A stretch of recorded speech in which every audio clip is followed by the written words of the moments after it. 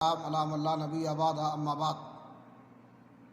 ناظرین کرام، حصول رزق کے لیے حلال پیشہ اختیار کرنا یہ مستحب اور بہتر ہے، خواہ اسے لوگ کمتر اور حقیر سمجھتے ہوں۔ اس لیے انبیاء علیہ السلام نے بھی مختلف پیشے اختیار کیے ہیں، اور محنت اور مشقت کے ساتھ رزق حلال تلاش کرنا یہ متواضعین کی صفت ہے۔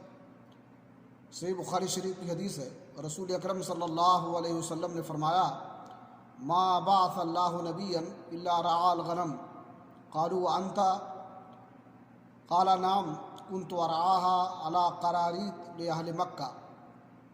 اللہ رب العالمین نے جو بھی نبی بھیجا ہے اس نے ضرور بکریاں چرائی ہیں۔ صحابہ کرام نے آپ سے پوچھا اور کہا کہ اللہ کے رسول آپ نے بھی؟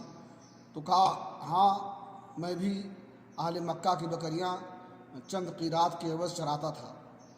بکریاں چرانے میں بظاہر یہ حکمت ہے کہ انبیاء علیہ السلام کے لیے انسانوں کے ساتھ معاملہ کرنا اور ان کے طرف سے پہنچنے والی تکلیفوں کا انگیز کرنا اور ان پر صبر کرنا ان کے لیے آسان ہو جائے، کیونکہ ایک بکری چرانے والا بکریوں کی حفاظت کے لیے بڑے صبر و ضبط سے کام لیتا ہے۔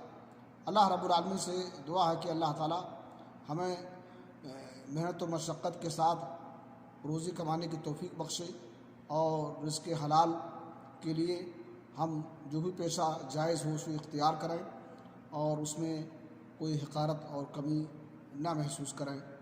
وآخر دعوانا الحمدللہ رب العالمین۔